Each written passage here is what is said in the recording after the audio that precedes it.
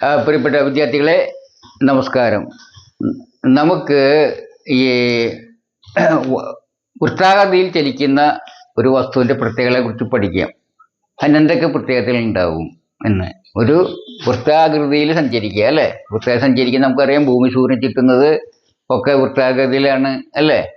അതുപോലെയുള്ള ഒരു സാധനം, എന്തെങ്കിലും ഒരു ഓബ്ജക്റ്റ് വൃത്തത്തിൽ പോകുകയാണെങ്കിൽ, അതായത് സർക്കിളിലൂടെ സഞ്ചരിക്കുകയാണെങ്കിൽ അതിനെന്തൊക്കെ പ്രത്യേകത ഉണ്ടെന്ന് നമുക്ക് നോക്കാം.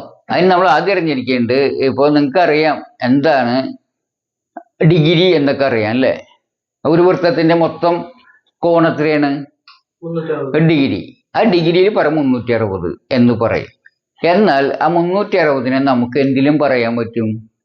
ആ റേഡിയനിൽ പറയും. ആ റേഡിയനിൽ പറയുമ്പോൾ ഈ ഒരു വൃത്തത്തിന്റെ ഡിഗ്രി എത്രയാണെന്ന് പറയാം? 2π എന്ന് പറയാ. എന്താ പറയാ? 2π. അപ്പൊ അതിനെന്താ കാരണം? ചിലപ്പോൾ ഒരു വൃത്തം വിചാരിക്കുക,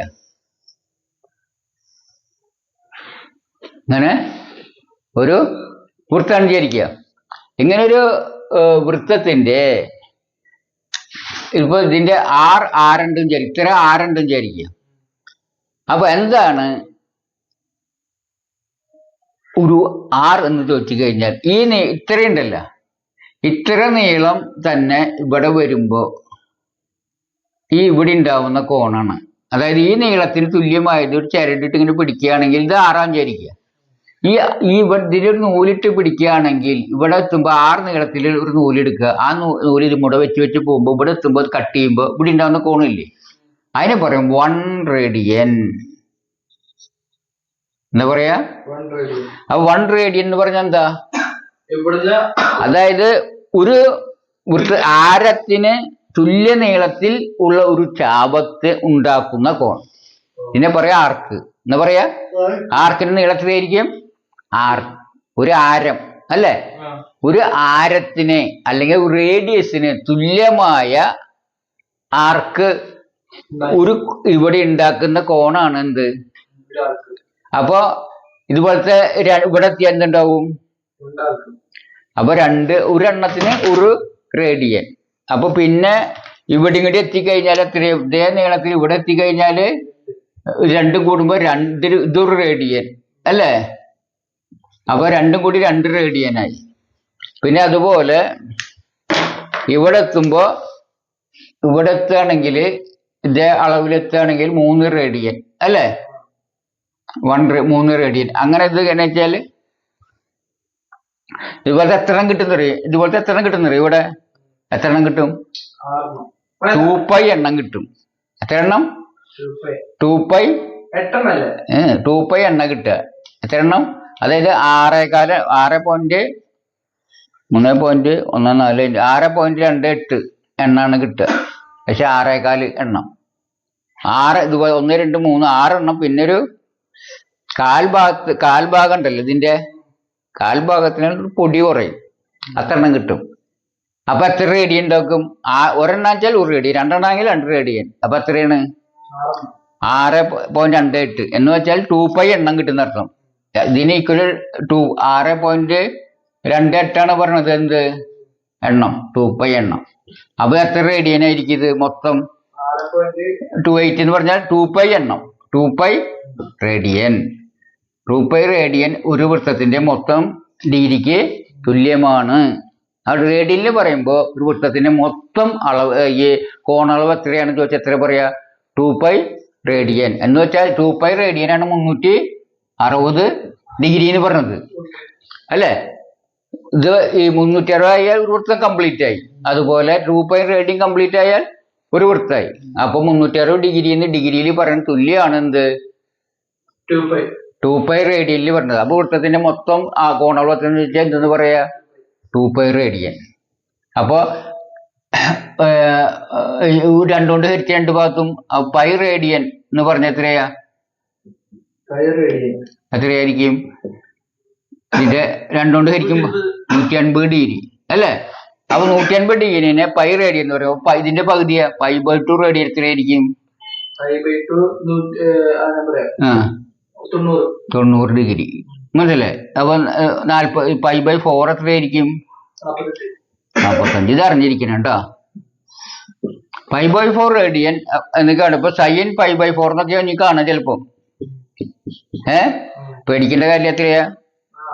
sin 45 ഡിഗ്രി സമം എന്ന് പറഞ്ഞാൽ 1/√2 എന്നൊക്കെ പറയില്ലേ, പഠിച്ചില്ലേ നമ്മള്? അതായിരിക്കും. ഓക്കെ, ഈ റേഡിയനെ കുറിച്ചൊരു ഐഡിയ കിട്ടിയില്ലേ? ഇത്രയും ഇതിനെ അത്യാവശ്യം അറിഞ്ഞിരിക്കണം. എന്നാൽ ഈ വർത്തുളാകല ചലനത്തിലുള്ള വസ്തുക്കളുടെ പ്രത്യേകത പഠിക്കാൻ പറ്റില്ല. അത് വൃത്താകൃതിയിൽ ഉള്ള ഒരു പാത്തിലൂടെ സഞ്ചരിക്കുന്ന ഒരു ഓബ്ജക്റ്റിന്റെ പ്രത്യേകതകൾ പഠിക്കാൻ പറ്റുള്ളൂ. ഇനി വൃത്താകൃതിയിൽ സഞ്ചരിക്കുക എന്ന് പറഞ്ഞു, അതിനെക്കുറിച്ച് നമ്മൾ പഠിക്കാം. ഇപ്പൊ നോക്കുക, ഈ ഒരു ഇത് കാണണ്ട നിങ്ങള്? മേശപ്പുറത്ത് എന്താ കാണുക? ചരട് കാണാണ്ട്. ഞാൻ ഇതിനെ എങ്ങനെ വലിച്ചാലും ഇത് ടൈറ്റ് ആവൂ? നീങ്ങുന്നല്ല, ടൈറ്റ് ആവില്ലേ? ഇതൊരു വടി പോലെ ടൈറ്റായി നിൽക്കണമെങ്കിൽ എന്ത് വേണം? രണ്ട് സ്ഥലത്തുനിന്ന് തുല്യ ബലത്തിൽ വലിക്കുമ്പോഴാണ് എന്തുണ്ടാവുക? ടൈറ്റ് ആവുക അല്ലേ? അല്ലെങ്കിൽ ടൈറ്റ് ആവൂ? ഇല്ല, ഒരിക്കലും ടൈറ്റ് ആവില്ല. അപ്പൊ നിങ്ങളൊക്കെ അമ്മമാർക്കൊക്കെ സാരി പിടിച്ചു കൊടുക്കാറുണ്ട് തേക്കാനൊക്കെ, അവർക്കറിയാം ഇല്ലേ? അതിന്റെ ചുളിവ് നേരിടണമെങ്കിൽ എന്ത് വേണം? രണ്ടുപേരും അങ്ങോട്ടും ഇങ്ങോട്ടും വലിക്കണം, അപ്പോഴേ ടൈറ്റ് ആവുള്ളൂ അല്ലേ? അങ്ങനെയൊക്കെ പണിയെടുത്താലേ ഫിസിക്സ് ഒക്കെ മനസ്സിലാവുള്ളൂ കേട്ടോ.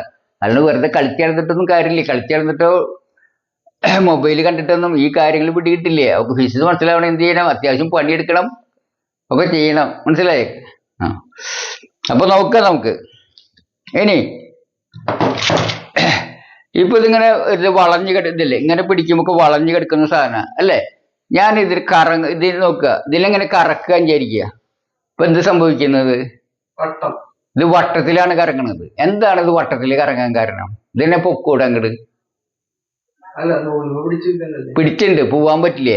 പക്ഷെ ഇതിന്റെ ഇതൊരു വടി പോലെ അതിന്റെ അല്ലേ, ഇങ്ങനെയും കറക്കാൻ വേണമെങ്കിൽ അല്ലേ? അല്ല, ഇവിടെ ഇങ്ങനെ കറക്കണ് അല്ലേ? ഇങ്ങനെ കറക്കുമ്പോ എന്താ പ്രത്യേകത? ഇതൊരു വടി പോലെ ആയില്ലേ? ഇല്ലേ, വടി പോലെ ആയില്ലേ ഇത് ടൈറ്റ് ആയിട്ട്? അപ്പോ ഇങ്ങനെ വടി പോലെ ഇതിന്റെ അർത്ഥം എന്താ നിങ്ങൾ മനസ്സിലാക്കിയത്? ഇതിന് വടി പോലെയാണെങ്കിൽ വട്ടത്തിൽ കറങ്ങുമ്പോ ഇതൊരു വടി പോലെയാവും ഇല്ലേ? ടൈറ്റ് ആവും. ഈ ടൈറ്റ് ആവണതിന്റെ കാരണം എന്താ? ഒരു ബലം ഇങ്ങോട്ടും പ്രയോഗിക്കുന്നുണ്ട്, ഒരു അങ്ങോട്ടും പ്രയോഗിക്കുന്നുണ്ട്. അപ്പൊ നമുക്ക് ഇത് ബോർഡിൽ കാണിക്കാം. ഇപ്പൊ നമ്മള് ഈ ബോർഡിൽ നമ്മൾ കാണാണ് ഒരു ബലം നമുക്ക് ഇപ്പൊ അതിങ്ങനെ കറങ്ങാൻ വിചാരിക്കുക. ഇപ്പൊ ആ കല്ല് നമ്മള് ഇത് കെട്ടിയിട്ട് ഇങ്ങനെ കറങ്ങുകയാണെന്ന് വിചാരിക്കുക. അപ്പൊ എന്തുണ്ടാവും? കറങ്ങുമ്പോ ഇതിങ്ങനെ ടൈറ്റ് ആവുണ്ടെങ്കിൽ എന്തുണ്ടാവണം? ഇതിനെ ഒരു ഫോഴ്സ് ഇങ്ങോട്ട് വലിക്കണം, ഒരു ഫോഴ്സ് അങ്ങോട്ട് വലിക്കണം. എന്ന് വെച്ചാൽ ഒരു ഫോഴ്സ് കേന്ദ്രത്തിലേക്ക് ഉണ്ടാവും, ഒരു ഫോഴ്സ് വട്ടത്തില്. അപ്പോഴാണ് എന്ത് ചെയ്യുക? ഈ സാധനം പിന്നെ ഇത് ചലിക്കാൻ തുടങ്ങി ചലിച്ചുകൊണ്ടിരിക്കുമല്ലോ. അപ്പൊ ഒരു ഫോഴ്സ് ഇങ്ങോട്ടും വലിക്കും, ഒരു വട്ടത്തിൽ കറങ്ങുമ്പോൾ ഒരു ഫോഴ്സ് ഇങ്ങോട്ടും വലിക്കും, ഒരു ഫോഴ്സ് അങ്ങോട്ട് ടൈറ്റ് ആവും അല്ലേ? മാത്രമല്ല വട്ടത്തിൽ ഇങ്ങനെ കറങ്ങുമ്പോ കറങ്ങിക്കൊണ്ടേ ഇരിക്കുകയും ചെയ്യും. അതിന് വേറെ ഫോഴ്സ് വേണ്ട. എന്താ കാരണം എന്ന് വെച്ചാല് ചലിച്ചുകൊണ്ടിരിക്കുന്നത് അതേപോലെ ചലിച്ചുകൊണ്ടിരിക്കും ഇല്ലേ? ഒരേ വേഗത്തില് ചലനത്തിന് വേഗത കൂടുക കുറേ വേണ്ടുമ്പോ മാത്രമാണ് എന്ത് വരിക? എന്ത് വേണ്ടി വരിക? ഈ ആക്സിലേഷൻ ഉണ്ടെങ്കിൽ മാത്രമാണ് അതിന്റെ വെലോസിറ്റി കൂടുള്ളൂ. ഇതിന്റെ വെലോസിറ്റി കൂടില്ല, പക്ഷെ ഡയറക്ഷൻ മാറിക്കൊണ്ടിരിക്കും ഇല്ലേ? ഡയറക്ഷൻ മാറിക്കൊണ്ടിരിക്കുന്നുണ്ടെങ്കിലും അതിന് ഫോഴ്സ് അപ്ലൈ ചെയ്യപ്പെടുന്നുണ്ട് ഇല്ലേ? തിരിയുമ്പോ അതിന് ഫോഴ്സ് അപ്ലൈ ഉണ്ട്, രണ്ട് ഫോഴ്സ് അപ്ലൈ ചെയ്യുന്നുണ്ട്. ഒരു ഫോഴ്സ് ഇങ്ങോട്ട് അല്ലേ? ഇങ്ങോട്ട് ഒരു ഫോഴ്സ് ഉണ്ടാവുന്നുണ്ടല്ലോ, അങ്ങോട്ടും ഒരു ഫോഴ്സ് ഉണ്ടാവുന്നുണ്ട് ഇല്ലേ? അപ്പൊ ഇങ്ങോട്ട് ഉണ്ടാവുന്ന ഫോഴ്സിനെ പറയും സെൻട്രിഫ്യൂഗൽ. എന്താ പറയാ? Centrifugal force. ഇത് തിരിച്ചുണ്ടാവണം, അങ്ങോട്ട് വലിക്കുന്ന ഒരു വലിയ ഉണ്ടാവണില്ലേ, അതിനെ പറയാ സെൻട്രിപിറ്റൽ ഫോഴ്സ്. സെൻട്രിപിറ്റൽ ഫോഴ്സ് മനസ്സിലായ? അപ്പൊ രണ്ടു തരം ഫോഴ്സ് ഉണ്ട്, സെൻട്രിഫ്യൂഗലും സെൻട്രിപിറ്റൽ ഫോഴ്സും. എന്താ കാരണം മനസ്സിലായില്ലേ? അപ്പോൾ തിരിയുന്ന വസ്തുവിന് രണ്ട് ഫോഴ്സ് ഉണ്ടാവും. ആ ഫോഴ്സിന് ഒന്നിനെ പറയും, ഒന്ന് കേന്ദ്രത്തിലേക്കായിരിക്കും, അതിന്റെ കേന്ദ്രത്തിലേക്കായിരിക്കും, ഒരെണ്ണം കേന്ദ്രത്തിൽ നിന്ന് എതിർ ദിശയിലും ആയിരിക്കും. അപ്പോഴാണ് ടൈറ്റ് ആവുന്നത്. അപ്പോൾ രണ്ട് ഫോഴ്സ് ഉണ്ടാകുന്നത് ഒരു പരമസത്യം എന്ന് മനസ്സിലായി. ഇനി അതിനെക്കുറിച്ച് നമുക്ക് അടുത്ത ക്ലാസ്സിൽ വിശദമായിട്ട് പഠിക്കാം. അപ്പോൾ ഇന്നത്തെ ക്ലാസ് നമുക്ക് നിർത്താം. അതുവരേക്ക് ഇവിടെ നന്ദി, നമസ്കാരം, ബൈ.